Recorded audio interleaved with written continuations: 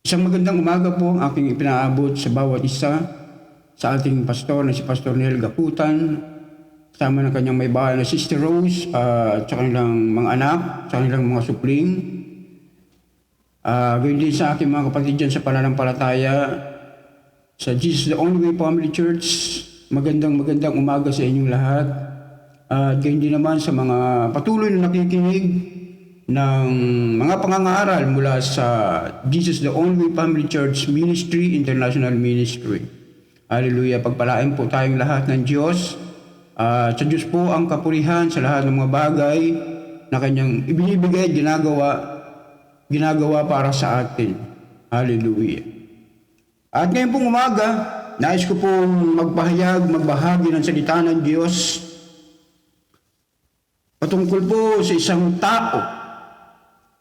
tao na kung saan ay naging kilala, naging kagamit-gamit, hallelujah, at ginamit po siya ng Diyos sa makapangyarihang paraan. Subalit bago po ako mangaral ng salita ng Diyos, nais ko po munang hikayatin ang bawat isa ngayong umaga na tayo po'y manalangin. Hallelujah. Hingin po natin sa Diyos na tayo po'y pangunahan ng kanyang banal na espiritu, ang kanyang kapangyarihan ay bumaba sa ating kalagitnaan. Tayo pong lahat ay umuko at manalangin. Father in heaven, hallowed be thy name. Thy kingdom come, and thy will be done on earth as it in heaven. Give us this day our daily bread, and forgive us our sins. So may we forgive who sins against us. And lead us not into temptation, but deliver us from evil. In thine, your kingdom, for your glory forever and ever. Hallelujah. Amang Diyos na banal na makapangyarihan sa lahat. Sa oras na ito, Lord, kami po'y lumalapit, Ama, at sama-samang lumalapit o Diyos na nagkakaisang aming puso, aming isip. Na ikaw, Lord, ang patuloy naming itinataas at niluluwalhati sa aming buhay.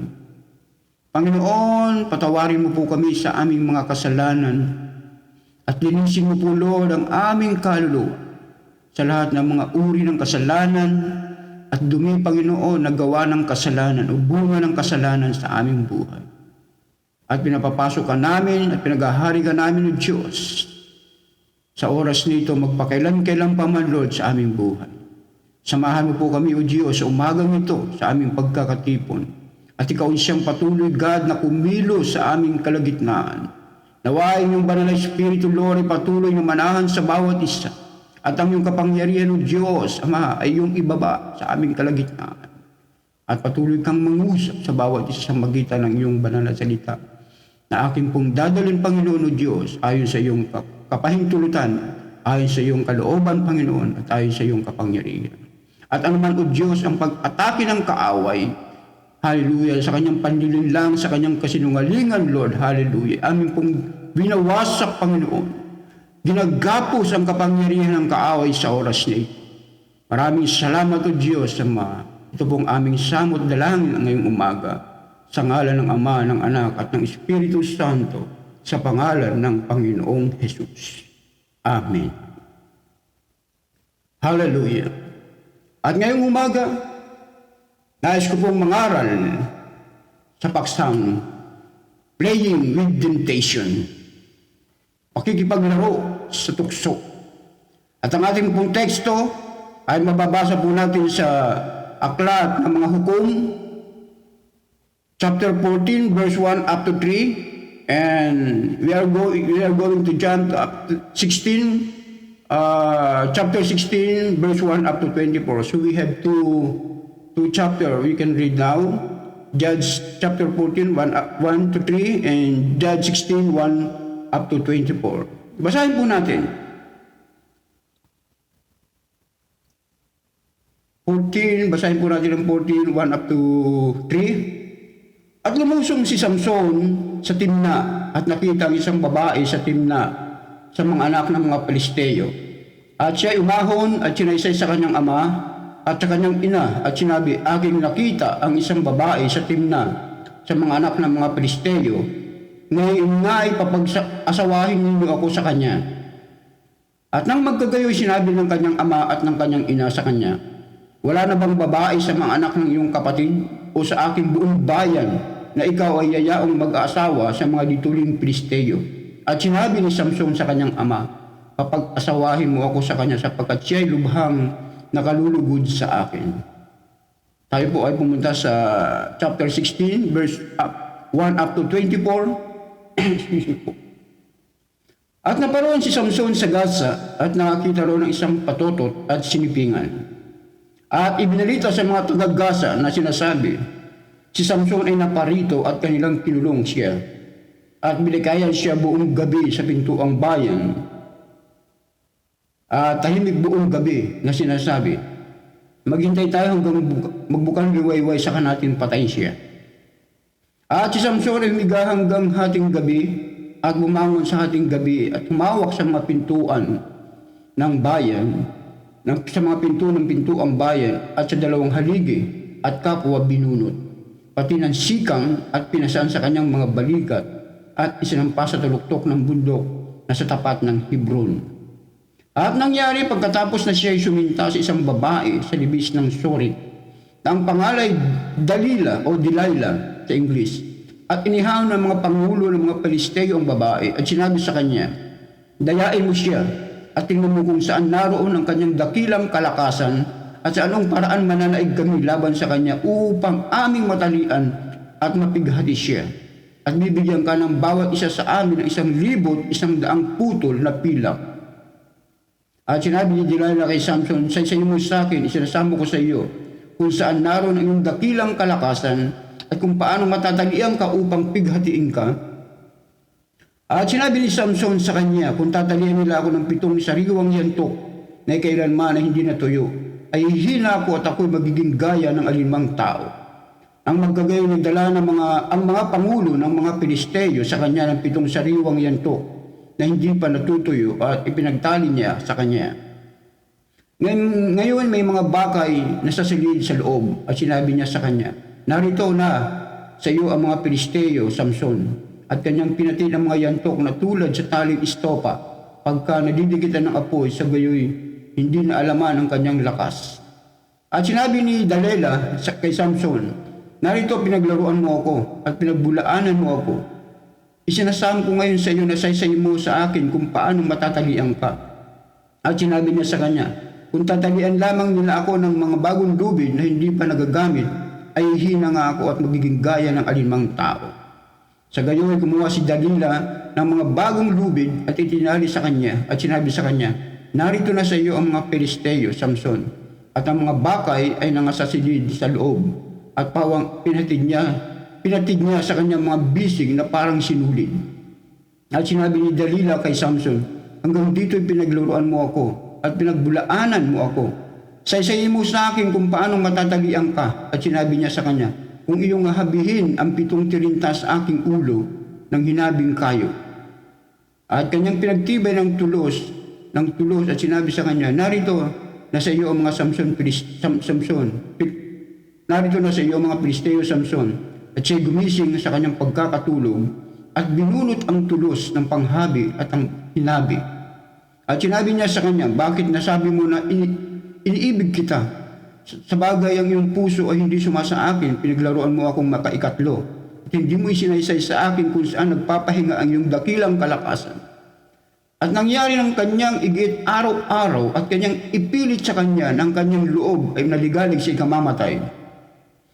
At isinaysay niya sa kanya ang kanyang buong taglayin sa kanyang puso at sinabi sa kanya, walang pang-ahit na nagdaan sa aking ulo sapagkat ako'y naging Nazareo sa Diyos mula sa tiyan ng aking ina. Kung ako'y ahitan, hiwalay nga sa akin ang aking lakas at ako'y hihina at magiging gaya ng alinmang tao. At nang makita ni Delilah na isinaysay sa kanya ang buong taglay niya sa kanyang puso, ay nagsugo siya at tinawag ang mga pangulo ng mga Pilisteo niya sinasabi, ahunin pa ninyong minsan sapagkat sinaysay niya sa akin ang buong taglay niya sa kanyang puso. Ang magkagayoy inahon siya ng mga pangulo ng mga Pilisteo at nagdala ng salapi sa kanilang kamay. At pinatulog niya sa kanyang mga tuhod at nagpatawag siya ng isang lalaki at inahit ang 7 tirinta sa kanyang ulo at pinasimulan niyang pigatiin siya at ang kanyang lakas ay nawala. 28, narito na sa iyo ang mga Filisteo Samson at siya gumising sa kanyang pagkakatulog at sinabi, ako'y lalabas na gaya ng dati at ako'y magpupumiglas, ngunit hindi niya talos ng Panginoon humiwalay na sa kanya. At tinuli ng mga Filisteo at dinukit ang kanyang mga mata at inulusong nila sa gasa at tinalian siya ng mga paangaw na tanso at siya bumiling sa bilangguan. Gayon may nagpasimulang tumubuli ang buhok ng kanyang ulo pagkatapos na siya maahitan. At nagpipisa ng mga pangulo ng mga Filisteo upang magandog ng isang dakilang hain kay Dagon na kanilang Diyos at mga galak sapagkat kanilang sinabi, ibinigay ng ating Diyos si Samson na ating kaaway sa ating kamay. At nang makita siya ng bayan ay kanilang pinuri ang kanilang Diyos sapagkat kanilang sinabi, binigay ng ating Diyos sa ating kamay ang ating kaaway at ang mawasak sa ating lupain na pumatay sa marami sa atin. Purihin po ang Panginoon. Ito po isang kwento tungkol sa isang lingkod ng Diyos which is very powerful man in the history, the Bible. Ang lalaking ito ay pinagpala ng Diyos. Siya po ay isang Nazareo. Hallelujah. Ang ibig pong sabihin ng Nazareo, ito po yung tinatawag na dedicated or consecrated. Yung inihandog o itinilaga. At si Samson po ay meron pong extraordinary lakas na ibinigay po ng Diyos. Simula pa sa kanyang pagkabata, ang kanyang buhok ay hindi po inahit. Sapagkat siya po ay tinilaga ng Diyos para gawing hukom o tagapagligtas ng bansang Israel. At sa ating pong nabasa na mga talata dito po sa Hukom, Kapitulo 14 hanggang 1 hanggang 3, Hukom 16, 1 hanggang 24. Nakita po natin doon ang isang kwento patungkol po kay Samson, kung ano po ang nangyari sa kanya. Na marami sa atin ang di nakakaalam kung gaano kapanganib ang makipaglaro o maglaro sa tukso. Amen. At ngayong umaga, nais ko pong mangaral sa paksang Playing with Temptation. Hallelujah. How we play with temptation and how it caused his downfall. It is the tragic record of this wicked strongman of the Scripture. Amen. Samson was born under special circumstances, like Samuel and John the Baptist. Yan po ay makikita natin sa Judges 13. In verse 7, he was to be a Nazarite, set apart to God from birth to the day of his death. For the Nazarite vow, the practical application of this vow was denial of self and separation unto God. The word Nazarite itself means dedicated or consecrated. God also gave to Samson an extraordinary strength. And the first point that I want to give you is the first incident. Ang unang pangyayari. Yan po ang unang punto sa nais kong ibigay sa inyo. Ito po ay mababasa natin sa chapter 14 verse 1 up to 3. Ano ba ang nangyari sa kanya? What was happened to Samson? Why did Samson do as he did? Who was he trying to please? Amen? Ano ba ang nangyari? Sa verse 1 and 3. Basahin po natin ang sabi po roon. Nakakita siya ng isang babae na kanyang mapapangasawa doon po sa lugar ng mga Filisteo, sa lugar po ng Timna. Ito po lugar ng Filisteo. Doon niyo po nakita isang babae na kanyang gustong mapangasawa. Hallelujah. At sa verse 3 makikita natin dito na para sa kanyang sariling kaluguran lamang ang kanyang pag-aasawa, hindi para sa Diyos. He was trying to please himself. For he pleases me well, sa verse 3, ang sabi niya rito sa verse 3, sapagkat siya lubhang nakalulugod sa akin. Amen? Gusto niya mag-asawa dahil nakalulugod sa kanyang paningin yung babae. Kaya dito po makikita natin na hindi para sa Diyos ang kanyang pag-aasawa, hindi po para sa kaluguran ng Diyos, kundi para sa kanyang sariling kaluguran. At meron po, this is the key to his weakness. Ito po yung susi ng kanyang kahinaan. Yung tinatawag na self-pleasing. Yung sariling kaluguran. Amen? At meron po tayong tatlong uri ng pleasures. Unang-una, God pleasures, men pleasures, then self-pleasure. Amen? Hallelujah. Yung kaluguran para sa Diyos, yung kaluguran para sa tao, at kaluguran para sa ating sarili. Alin ang sa iyo rito? Alin ba ang kaluguran para sa iyo? Ang sa Diyos, ang sa tao, o para sa sarili mo? Magbigay tayo ng mga halimbawa na ginagawa natin. Hallelujah. Sa ating sarili. Give example from our daily lives of how we act like each of these. Paano natin ginagawa yung tatlong bagay na yun, tatlong kaluguran yun? Kaluguran sa Diyos, kaluguran sa tao, at kaluguran sa ating sarili. It is always wrong to please ourselves or men. Amen? When does it become wrong? When does it become wrong? Kailan ito nagiging mali? Kapag there are three kinds are mutually exclusive. We can be all three at the same time. What is important is which has highest priority. Example, when we take a glass of soft drinks or coffee, we are praising ourselves. Amen? This is not wrong. But when we drink 20 glasses of coffee in a day to please ourselves, we harm our body, which is the temple of the Holy Spirit. Amen? By pleasing ourselves, in this case, we fail to please God when He should be our priority. Hallelujah. Hindi po masama uminom ng kape. Kailangan po natin yan. Pero kung inom ka ng 20 basong kape sa isang araw, yan po ay nakakasira sa ating katawan. Na ang katawan po natin, yan po ay templo ng Diyos.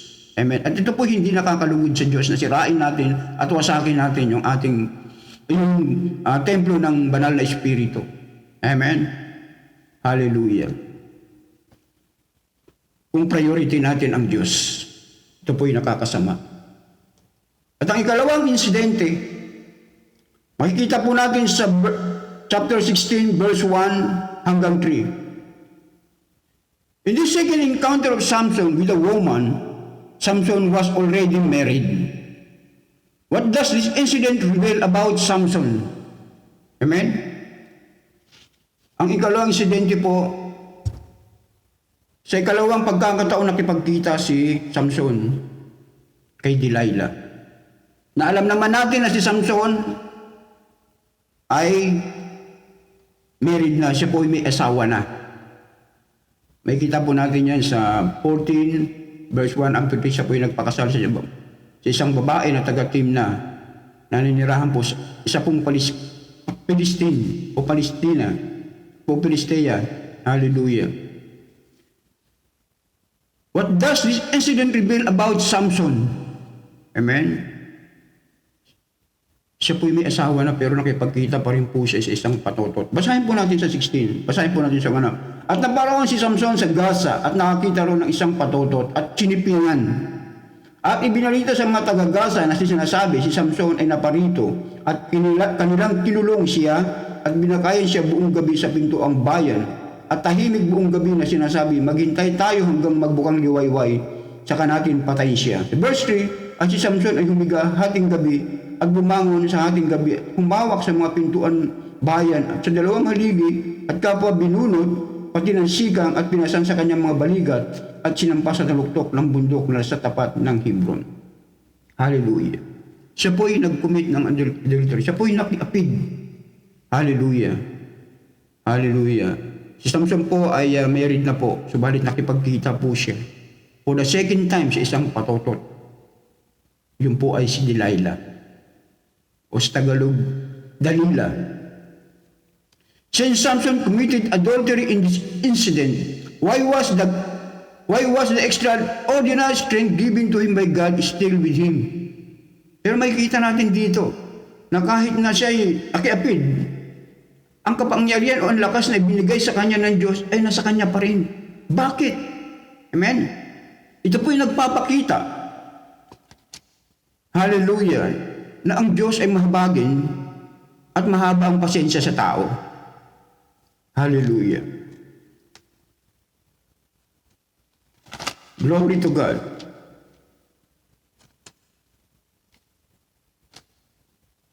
This show God's mercy and patience with men. If God were to be strict with us and deal with us, we deserve, who among us could stand until nightfall? Hallelujah. Glory to God. Sa ikalawang kwento ni Samson, sa isang babae, si Samson ay may asawa na. Ano ba ang ipinapahayag nito tungkol kay Samson? Siya po ay nangangalo niya. Mula na si Samson ay nangalo niya sa pangyayaring ito. Bakit ang kakaibang lakas na ibinigay ng Diyos sa kanya ay nananatili pa rin ito sa kanya? Unang-una, nagpapakita lamang ito na ang Diyos ay mahabagin at mapagpasensya. Kung ang Diyos ay magiging mahigpit sa atin at makikitungo sa atin ayon sa nararapat sa atin, sino sa atin ang makakatiis hanggang sa gabi? Amen? Hallelujah.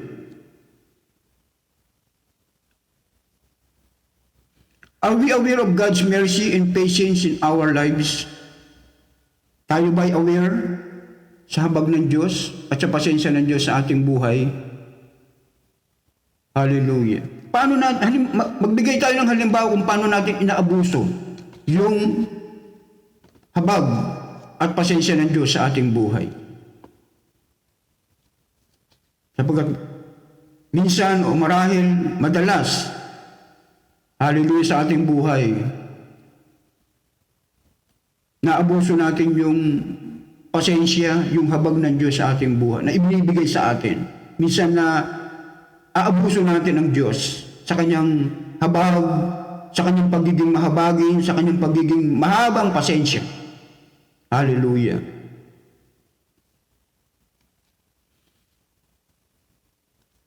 At ang pinakahuling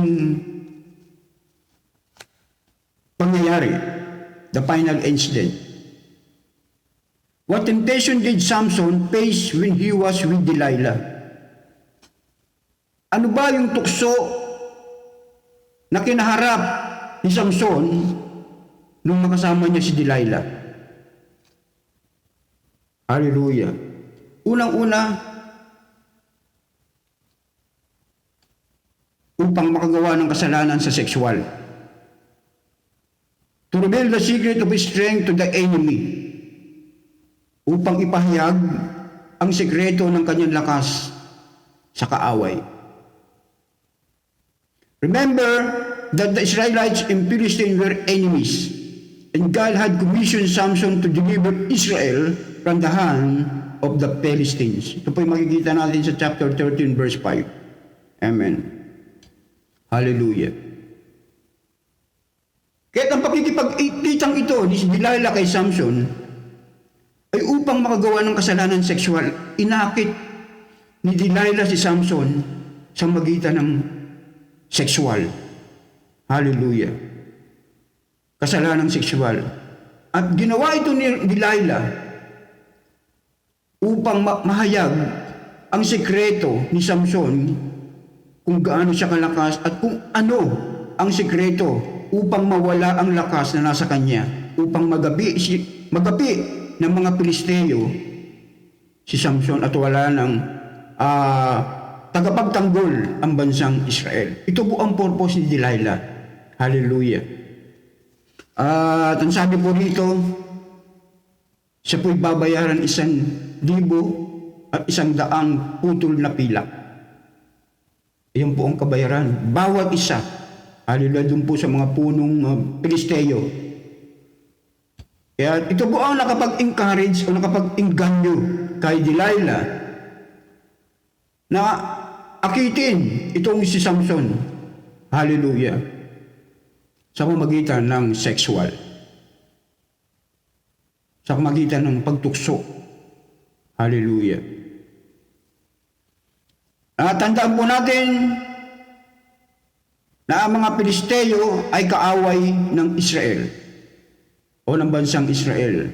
At si Samson ay inatasan ng Diyos upang iligtas ang bansang Israel mula sa kamay ng mga Pilisteo. Hallelujah. Mababasa po natin yan sa Hukom 13:5. Basahin po natin.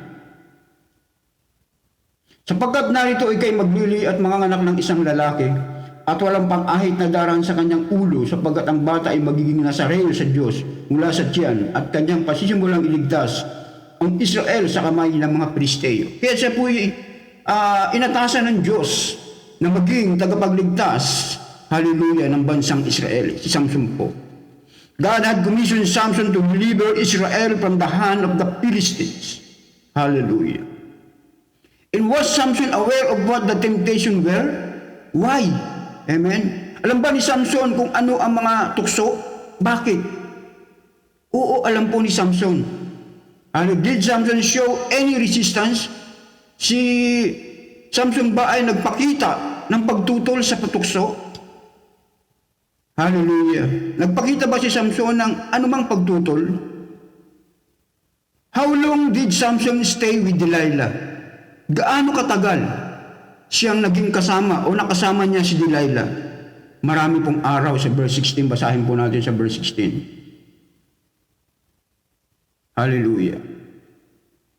Basahin po natin sa verse 16. At nangyari ng kanyang igit araw-araw ay kanyang ipilit sa kanya na ang kanyang loob ay naligalig sa mamatay. Dito po maraming beses na naging kasama, hallelujah, ni Samson itong si Delilah. At alam po natin na alam ni Samson ang patungkol sa tukso. Amen. Pero hindi po siya tumutol. Hindi po siya tumutol. Hallelujah. Na makisama sa babae at makiapit sa babaeng patutot na si Delilah. Ito po'y kaibahan sa nangyari kung babalikan po natin ang kwento patungkol ko kay Joseph. Contrast this with what Joseph did when he was tempted by the wife of his Egyptian master.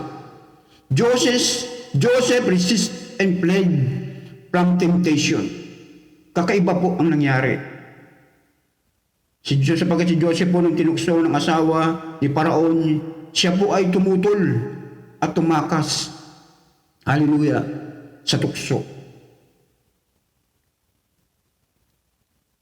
Samson was a Nazareth with a vow of self-denial and separated unto God. He knew he was being tempted, yet he spent many days with Delilah and finally Sodom. Why? Because he was playing with temptation. Si Samson ay isa pong Nazareo. Ang Nazareo po, ito po ay katulad po ng aking sinabi kanina, ito po ay simula pa sa pagkabata o sa tiyan pa lang ng kanyang ina, siya po ay separated. Siya po ay itinilaganan ng Diyos para gawing isang hukom o tagapagligtas ng bansang Israel. At may kita po dito na napanghaba ng kanyang buhok at ang sikreto ng kanyang lakas ay nasa buhok. Sapagkat simula pa pagkabata ay hindi po nadaanan ng pang-ahit ang kanyang buhok. Hallelujah. Kahit napakahaba po ng buhok ni Samson at ang kanyang lakas, ang sikreto ng kanyang lakas ay nasa kanyang buhok. Alam niya ang tukso. Alam niya na siya ay tinutukso. Subalit, yet he spent many days with Delilah and finally Sodom. Subalit, nanatili pa rin siya nakasama si Delilah na isang tukso, na isang patotot. At sa panghuli, siya po ay sumakabilang buhay. Bakit? Sapagkat siya ay nakipaglaro o nakikipaglaro sa tukso. Hallelujah. What were the possible reason he played with temptation? Ano ba yung mga posibleng mga dahilan kung bakit siya nakipaglaro sa tukso? Unang-una, marahil sa sobrang tiwala niya, naramdaman niya na ang tukso ay hindi makakasira sa kanya. Hindi siya magagalaw, maaring niyang matakasan ang tukso. Yan ang unang nasa isip niya. Pangalawa, inabuso niya yung pasensya ng Diyos. Dahil sa mga unang insidente, God did not deal with him right away. Ang Diyos hindi siya pinumpronta. kahit nung nagkasala siya noong una. Hallelujah. So he might have thought he could get away with it again even if he sinned. Kaya't naisip niya, dahil hindi naman ako kinukumpronta ng Diyos, siguro papayagan ako ng Diyos na mangyari uli sa akin yon. Kaya't ginawa niya uli. Nakipaglaro uli siya sa tukso. Hallelujah. Hindi siya sinita ng Diyos. Ang hindi niya alam, ay binibigyan lang siya ng pagkakataon ng Diyos. Dahil ang Diyos ay may mahabang habag at mahaba ang pasensya. Yun ang hindi naisip ni Samson. Kaya yung po ang naging dahilan, yung mga posibleng dahilan kung bakit siya nakipaglaro sa tukso. Pangatlo, marahil ang kanyang labis na malasakit ay malugod ang kanyang sarili tulad ng nakita natin sa kanya. Hallelujah. Hallelujah. Yung labis na malasakit para sa kanyang sarili, para sa kanyang sariling kaluguran. Ito ang naging dahilan kung bakit nakipaglaro siya sa tukso.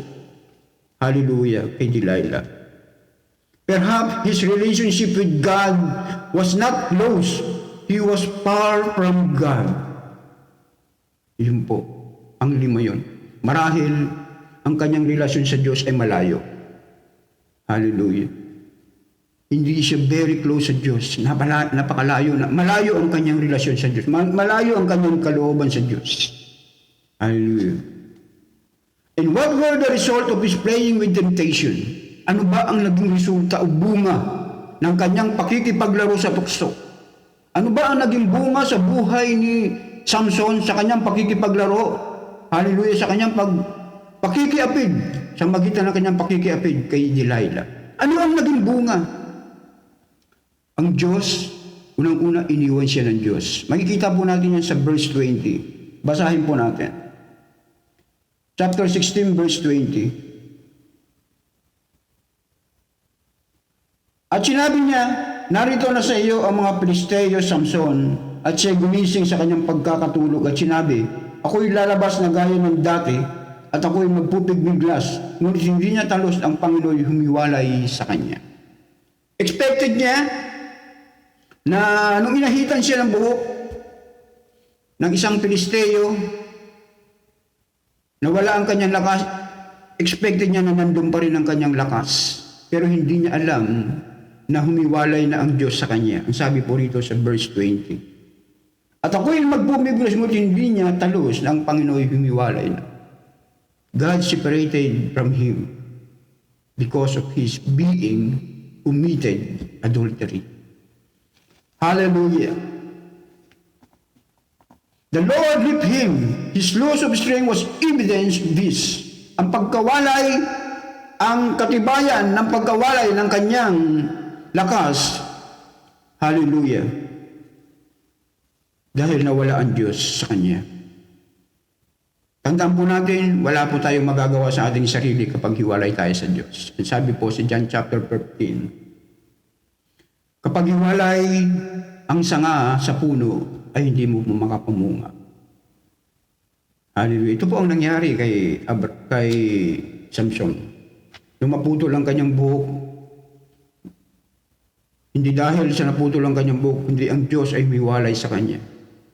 Nawalan siya po ng lakas. Ang kanyang lakas na pambihira, he was an extraordinary strength, and that extraordinary strength has gone because God was separated from him. Ganito po ang mangyayari sa atin kapag tayo po ay nakikipaglaro sa tukso. Hallelujah. He was captured, blinded, chained, and thrown into prison to do forced labor. Makikita po natin yan sa verse 21. Hallelujah. At hinuli ng mga Pilisteo at ginukit ang kanyang mga mata at inilusong nila sa gasa at tinalian siya ng mga pangaw na tanso at siya gumiling sa bilangguan. Dito po, makikita po natin na naging bunga o naging resulta ng pakikipaglaro ni Samson sa isang babaeng patotod na si Delilah. Ang sabi po rito, siya po'y nawalan ng lakas. Ginamit ng kaaway, hallelujah, ng Israelita si Delilah upang magapi Hallelujah. Ang tagapagtanggol, ang tagapaghukom ng bansang Israel na si Samson. Sapagkat wala po silang magawa sa mga panahon na yon dahil ang isang lalaki na binangon ng Diyos sa bansang Israel na si Samson ay napakalakas. Hallelujah. Kahit wala pong magawa ang Pilisteo upang gabiin, alipinin ang bansang Israel at talunin. At wala silang ibang naisip, hallelujah, kundi ang babaeng si Delilah na napakaganda. Kaya't naakit itong si Samson, kahit ito po ang naging pain, ubit, hallelujah, para kay Samson upang mahuli, hallelujah, hallelujah, ang kanyang kahinaan. Kaya sa mga bagay po na ginagawa natin sa ating buhay, ang pakikipaglaro po natin sa tukso, yan po ang siguradong makakapagpahulog sa atin upang tayo ay mapalayo, mawasak ang ating pamilya. Hallelujah. At mapalayo tayo sa paglilingkod sa ating Diyos. Ang pakikipaglaro po sa tukso, yan po ay mapanganib. Hindi po natin alam yan. Hallelujah. Kaya doon po sa mga nakikipaglaro sa mga tukso, hallelujah. Maging sa mga mananampalataya na naglilingkod sa Diyos, na nakikipaglaro pa rin hanggang ngayon sa tukso, magsisika. Sapagkat katulad ng nangyari kay Samson, hallelujah, napakalakas na lalaki, binigyan ng kapangyarihan ng Diyos, binigyan ng tapang ng Diyos, siya po'y ginamit ng Diyos sa makapangyarihang paraan, hallelujah, sa kanyang kapanahunan. Subalit, hallelujah, dahil sa pakikipaglaro sa tukso, siya po'y nahulog. Hallelujah. Kaya't mag-ingat po tayo. Hallelujah. At lumayo sa tukso. Gahin po natin si Joseph, na sa kanyang kapanahunan siya po'y tinukso ng asawa ni Paraon, subalit siya po'y tumutol, lumaban at tumakas.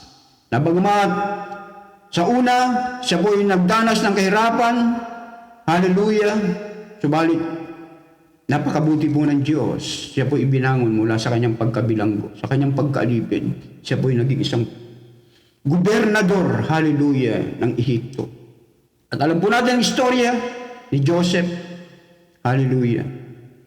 Kaya sa aral pong ito, hallelujah, hindi lang po siya hinuli, hindi lang po siya nawala ng lakas, si Samson, siya po'y naging alipin. Ang sabi po sa verse 21, siya po'y na-captured, siya po'y binulag. Sa verse 21, basahan po namin, at inuli ng mga Pilisteo, dinukit ang kanyang mga mata, at inilusong nila sa gasa, at tinalian siya ng mga pangaw na tanso, at siya'y gumiling sa bilangguan. Gumiling po, ibig sabihin siya po'y nagtrabaho. Pinagtrabaho siya kasi wala na siyang lakas. Hindi niya na maipagtanggol ang kanyang sarili. Dahil nanghina po siya. Hallelujah. Kinadinahan po siya at siya po'y binilanggo at nagtrabaho siya doon sa bilangguan. At hindi pa yon sa verse 24. Ang pinakamasaklap po na nangyari dito. Sa verse 24, basahin po natin. At nang makita siya ng bayan, ay kanilang pinuri ang kanilang Diyos. Sapagkat kanilang sinabi, ibinigay ng ating Diyos sa ating kamay ang ating kaaway at ang mangwawasak sa ating lupain na pumatay sa marami sa atin. Amen. He caused God's name to be blasphemed. Ito po'y bad testimony. Siya po ang naging dahilan upang ang Diyos ng Israel ay laitin ng mga Pilisteo. Nabasa po natin sa verse 24. Hallelujah. Basahin po ulit natin. At nang makita siya ng bayan, ay kanilang pinuri ang kanilang Diyos. Hindi ang Diyos ng Israel ang pinuri. Nang makita nila na si Samson ay nanghina, naging alipin, nagtatrabaho na, nawalan ng mata, nakakadena na nagtatrabaho, pinuri nila ang kanilang Diyos. Sapagkat kanilang sinabi, ibinigay ng ating Diyos, o ng ating Diyos, sa ating kamay ang ating kaaway at ang mangmawasak sa ating lupain na pumatay sa marami sa atin. Nilait nila ang Diyos ng Israel. Yun ang naging bunga ng pakikipaglaro ni Samson kay Delilah bilang tukso, bilang isang pain. Nilait ang Diyos at nagkaroon pa ng masamang testimony. Hallelujah, si Samson sa bansang Pilisteo, sa mga Pilisteo. Amen. Hallelujah. When faced with temptation, do you play with it? Kapag tayo ba ay naharap o nakikipaglaro sa tukso,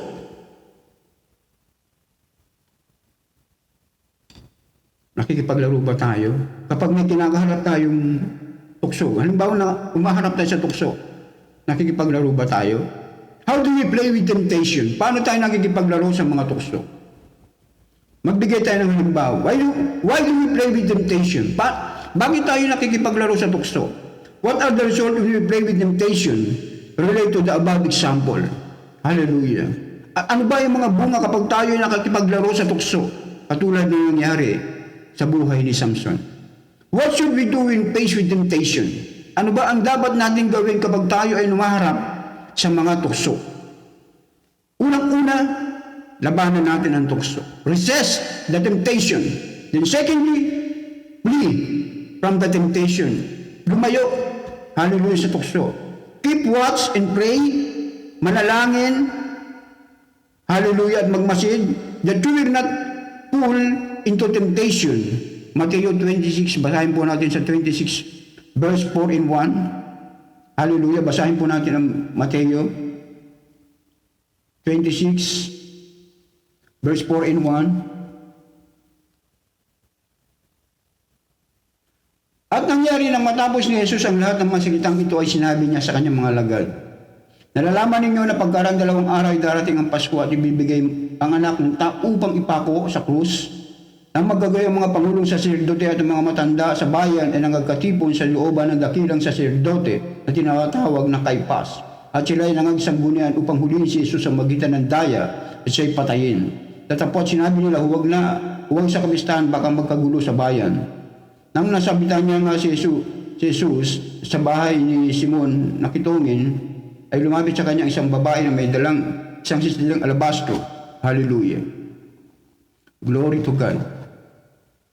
Basahin natin ang 41 ng 26, Matthew 26 verse 41.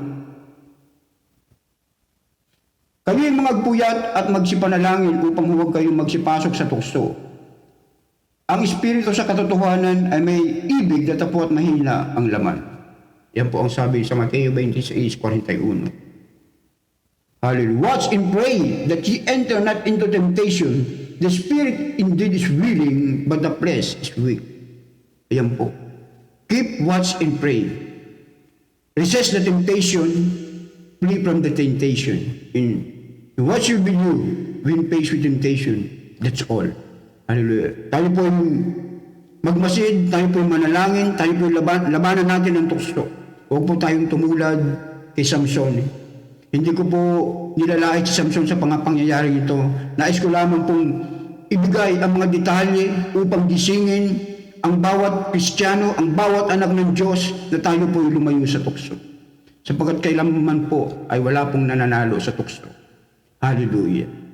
Kaya lang pang-aaral na ito ngayong umaga, ay maging isang hamon sa bawat isa, lalong-lalo na po sa mga anak ng Diyos. Kung nais po natin magtagumpay sa ating pananampalataya sa Diyos, hallelujah, tayo po'y manalangin, tayo po'y magmatsyag palagi, hallelujah, at lapit natin ang Diyos, ang ating sarili sa ating Diyos. Labanan natin ang tukso, lumayo tayo sa tukso, at palagi tayong manalangin. Maraming salamat po sa inyong lahat, hallelujah, tayo po'y manalangin. Panginoong Diyos na makapangyarihan sa lahat sa oras na ito, maraming salamat po Diyos sa pagtatagumpay na ibinigay mo po sa amin sa magitan ng pangaral na ito patungkol kay Samson. Hallelujah. At tinuruan mo po kami Panginoon na maging aware o Diyos sa tukso at lumayo Panginoon labanan ng tukso Ama. Hallelujah na dumarating at darating sa aming buhay. Panginoon, wala po kami magagawa kung kami hiwalay sa iyo Lord. Patuloy mo kami bigyan o Diyos ng pagtatagumpay ang lakas at kapangyarihan upang mapagtagumpayan ng Diyos ang mga tukso sa aming buhay. Maraming salamat po Diyos kapag aming samot dalangin sa ngalan ng Ama, ng Anak at ng Espiritu Santo sa pangalan ng Panginoong Yesus. Maraming salamat po muli sa inyo. God bless po. Sa Diyos po ang kapurihan.